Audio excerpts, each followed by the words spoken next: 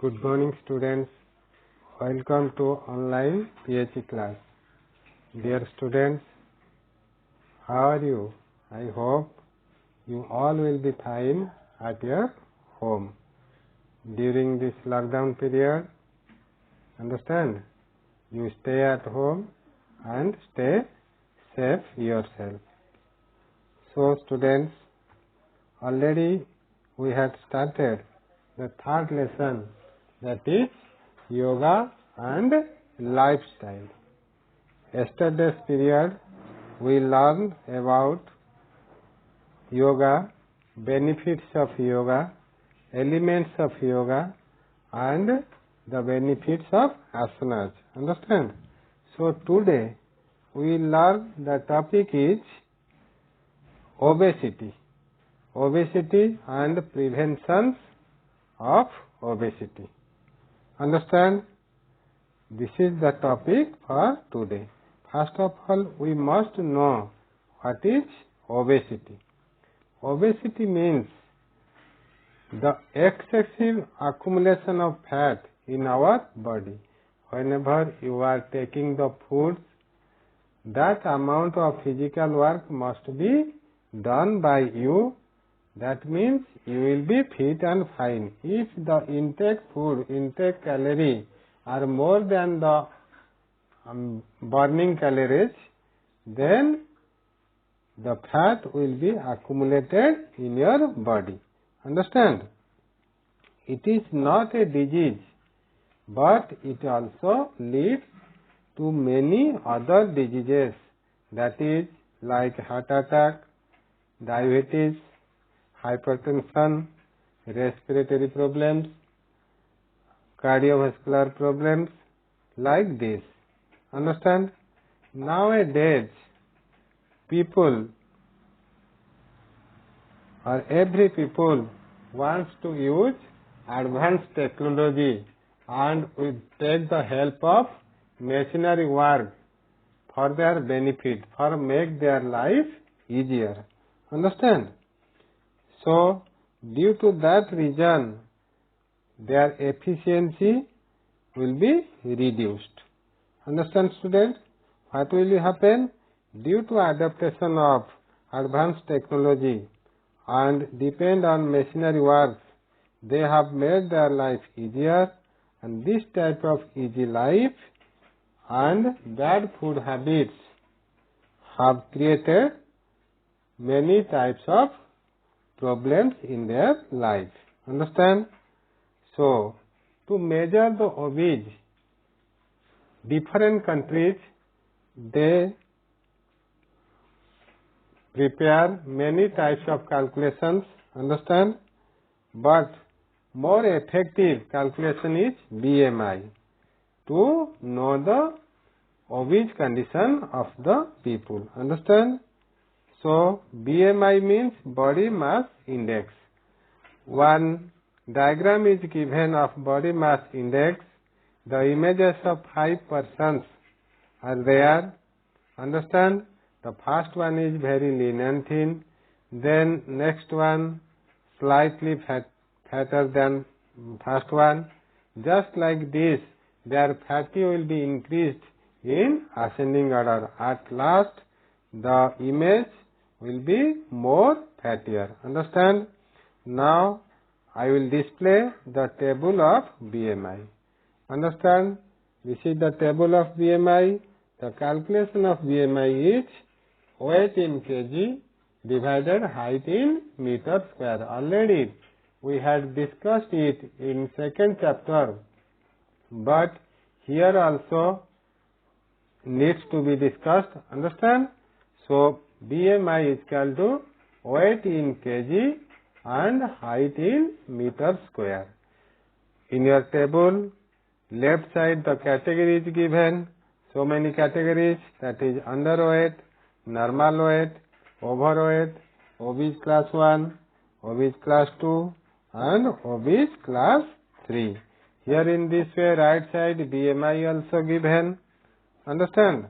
After calculating, if your BMI in between 18.5 to 24.9, that means you are in normal weight, and above that your weight is more, and below that your weight is less. Here in this way you will calculate the BMI and judge yourself you are in which category.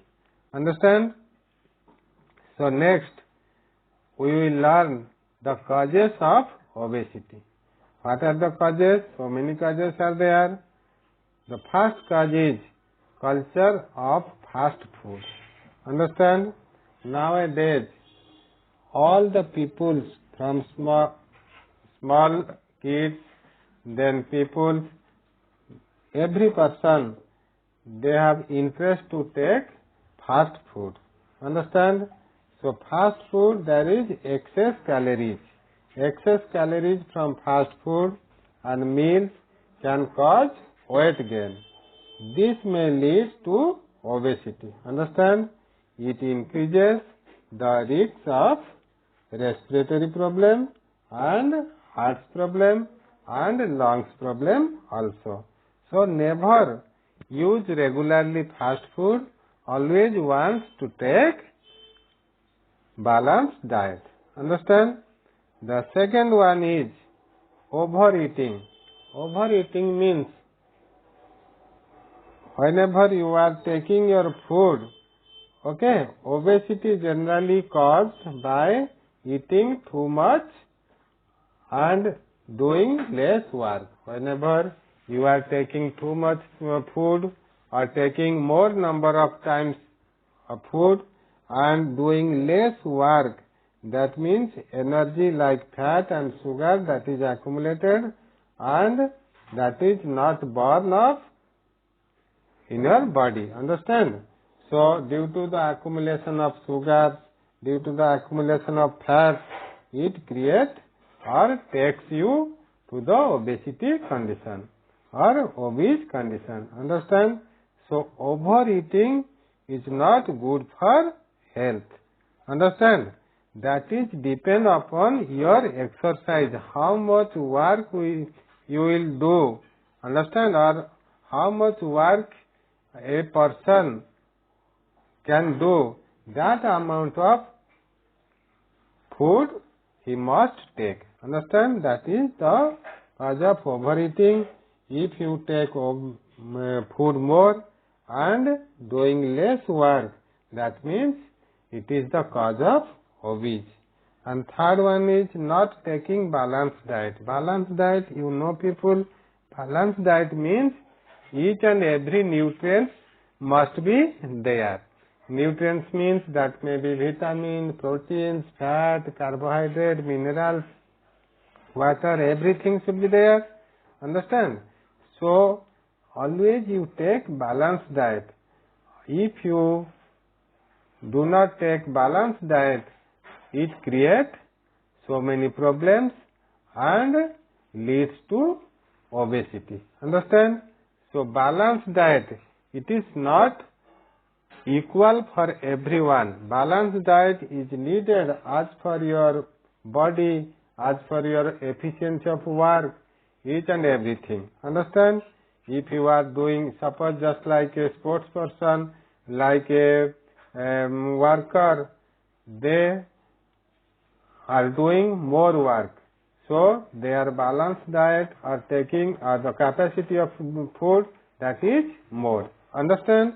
But at the same time, if a person is doing less work, they take less amount of food.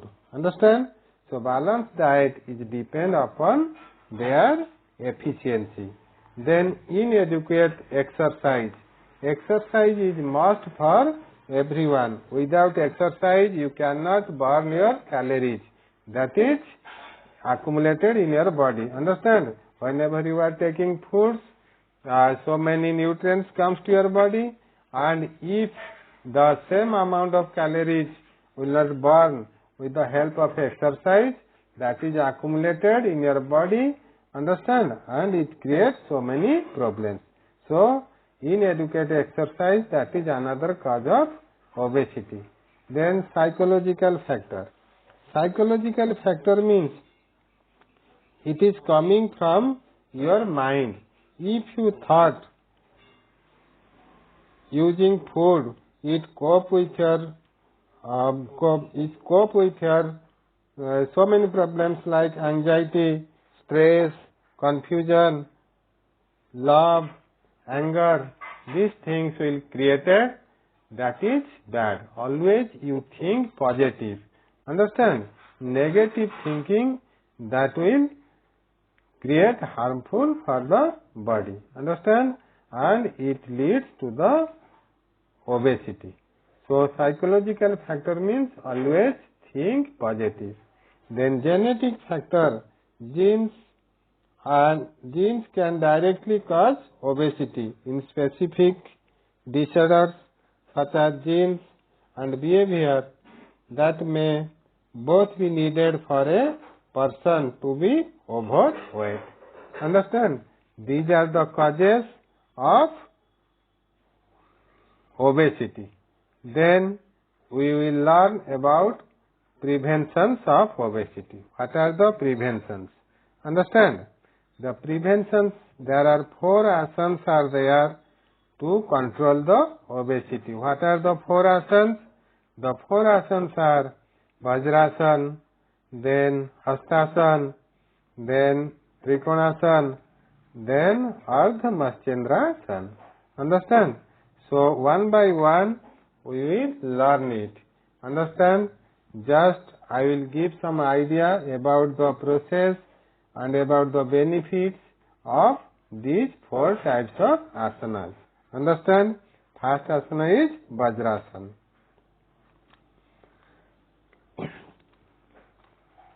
Vajrasana, it is a meditative asana and it forms the base of many other asanas.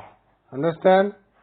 So, the posture is given of Vajrasana, pose is given of Vajrasana. You see, just like this, the asanas is there.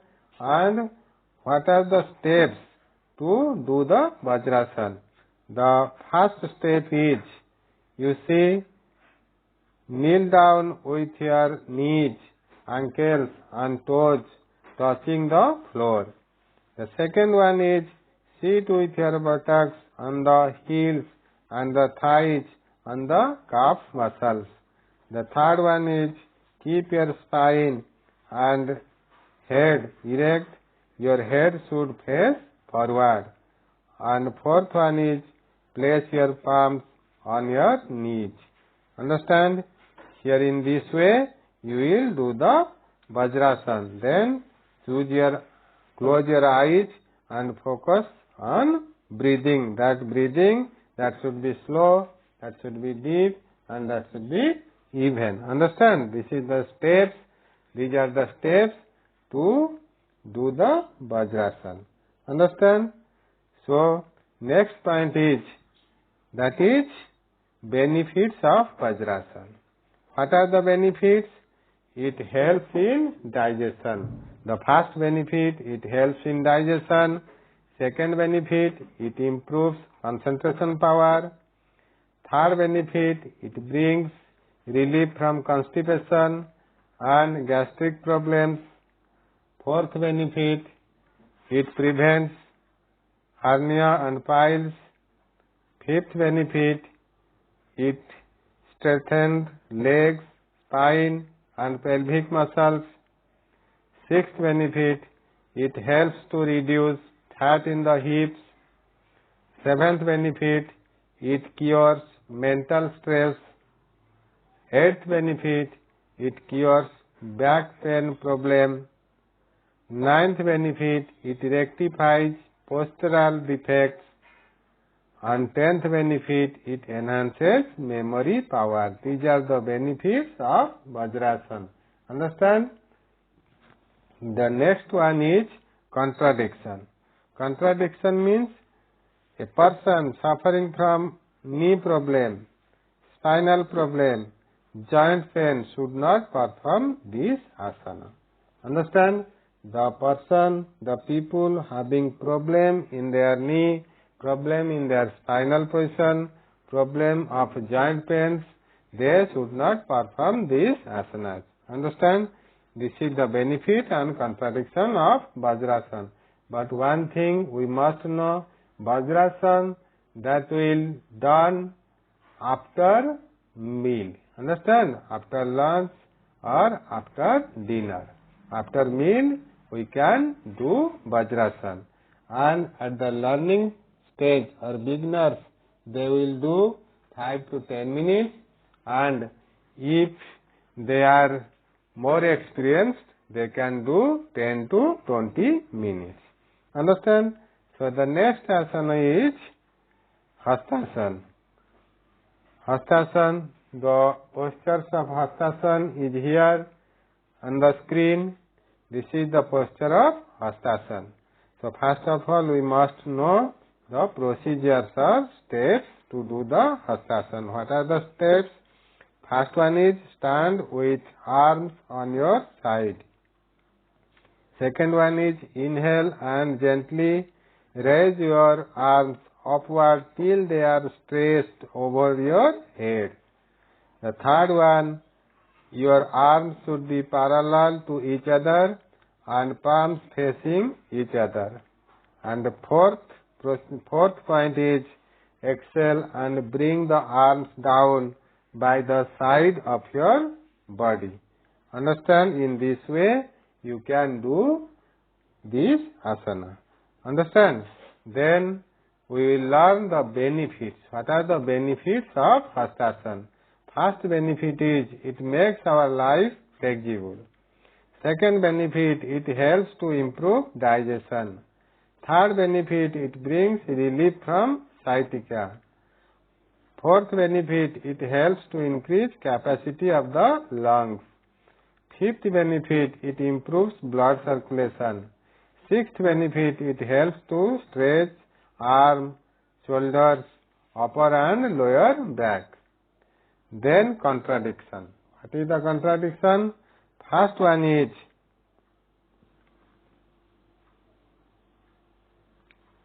people suffering from neck and shoulder injuries should avoid these asanas.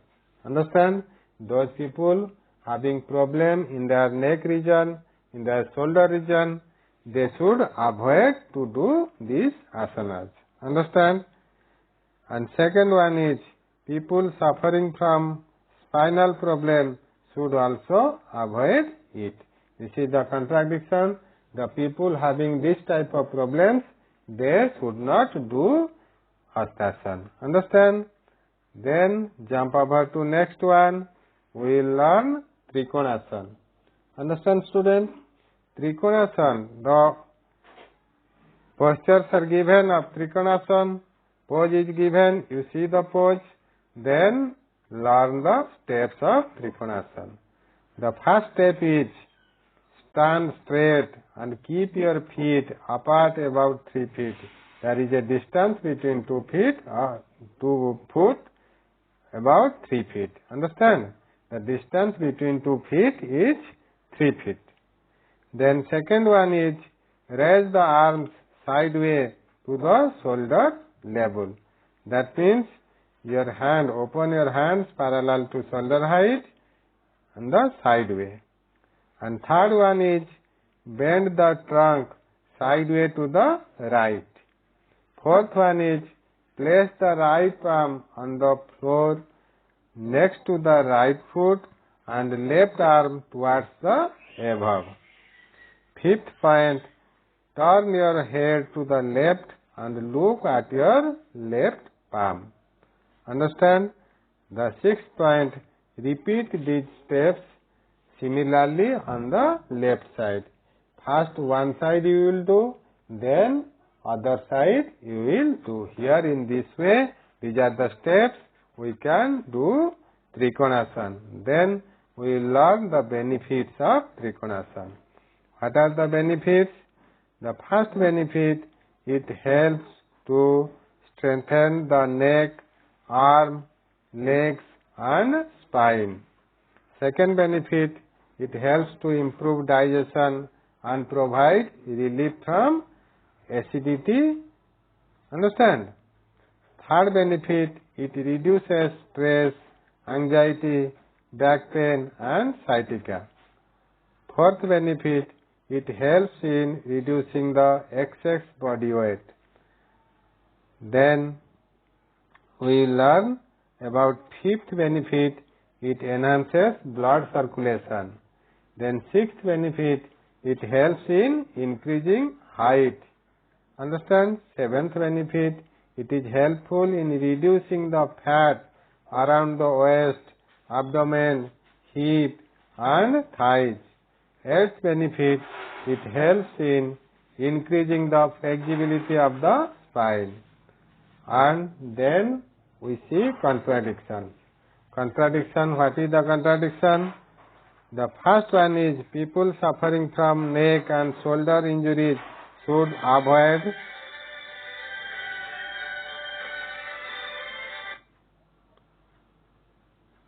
doing these asanas. Second contradiction, that is people suffering from diarrhea, migraine, blood pressure and spondylitis should not perform these asanas. These are the contradictions. Understand? So benefits also given on the above and contradiction is given at the below. Understand? Here in this way you will learn about these asanas. Then we learn about next one, Ardha Matsyendrasana. That is the fourth asana. Understand? That will give prevention to obesity. The procedures are given. First of all, you see the postures. It is given here. And what are the procedures? The first procedure is sit with legs stretched straight in front of you and keep your feet together and spine erect. The second benefit, the left heel is kept under the right thigh and the right leg is crossed over the left thigh. The third step, hold the right toe with the left hand and turn your head and back to the right side. Fourth one, perform the same asanas in the reverse position. Means first you do in one side, then you will do in the other side. These are the steps to do the Ardha Matsyendrasana. Then benefits, what are the benefits are there? The benefits are given. First benefit, it helps to improve the flexibility of neck, leg and spine. It helps to improve the digestive system.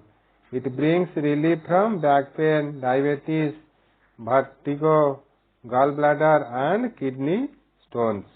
It helps in reducing the fat, abdomen, hip and thigh.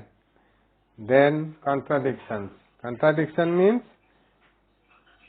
you see the first contradiction, people who have undergone heart and abdominal surgery should avoid doing this type of asanas. And second one is people having hernia and slip disc should not practice these asanas. These two are the contradiction of Ardha Matsyendrasana. So students, we learn about four asanas, Vajrasana, Hastasana, Trikonasana and Ardha Matsyendrasana that will helpful for us to prevent us from obesity. Understand? Obesity is not a good thing. Always all the people want to be a normal weight category. Understand?